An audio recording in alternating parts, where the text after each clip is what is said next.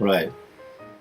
Well, I mean, I'm interested in this sort of overall puzzle that many people are fascinated by, which is why is there religion everywhere we go, all through history, all over the globe. There's some form of religion, and it raises this question for those of us who are naturalists.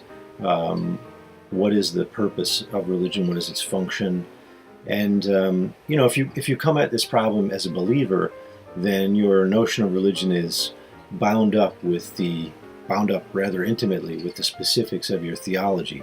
If you're Christian, why is there religion has to do with the idea that Jesus is God and came as a kind of redemptor. If you're Muslim, then it's going to have the specific features of the Quran and that Muhammad is the last great messenger and prophet. And none of this is very satisfying to somebody who's outside those particular religious paradigms. And so what's of interest to us is, why do all of these religions continue to exist? They don't ever seem to go away. What are the features that they have that are in common? And what purposes are they serving?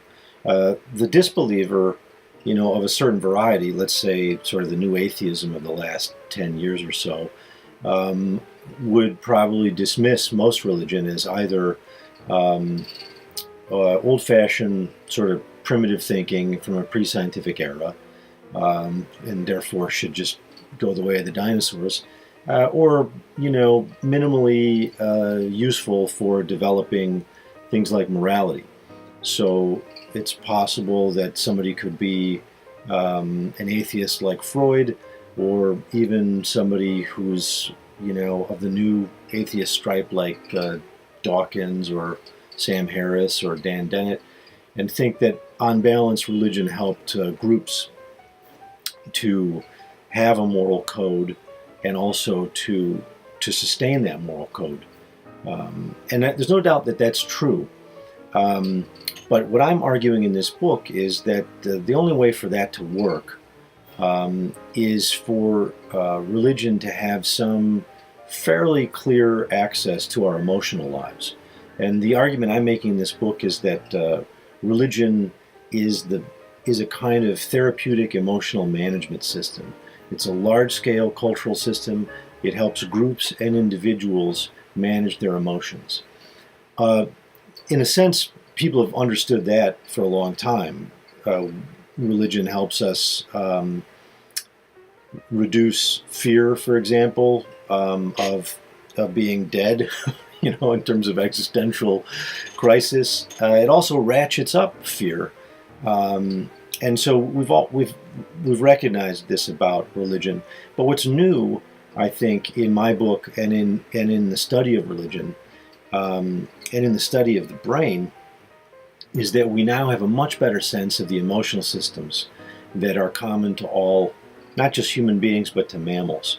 We understand that there's a fear circuitry, there's a rage circuitry, there's a lust circuitry. These systems are pathways in the brain that have specific neurotransmitters. Affective neuroscience figured this out about 15 years ago, and the data has just been coming in ever since. And so what I'm trying to do is show, how is it that religion specifically addresses these emotional systems that we're aware of in the brain? How do specific religions console us through suffering? How do they reduce stress and depression? How does it glue together communities? Because we've known since Emil Durkheim that one of the great functions of religion is social cohesion. But of course, and there's a lot of great work being done on this now in terms of data, but that doesn't make sense unless the gluing together of social groups is happening at the emotive level, at the emotional level for individuals. How does religion create or provide meaning and hope? How does it focus aggression against enemies? It's not that religion does everything according to a liberal notion of tolerance. It oftentimes is used when a community feels under threat, so it guides rage in a way. Also, interestingly, religion provides surrogates for sort of social dysfunction. People who lack strong connections in between family and friends, they never get a lover, they never get a partner. Religion is a great set of consolations for people. And I think this is not well appreciated. This is a fairly positive thing that religion provides for people.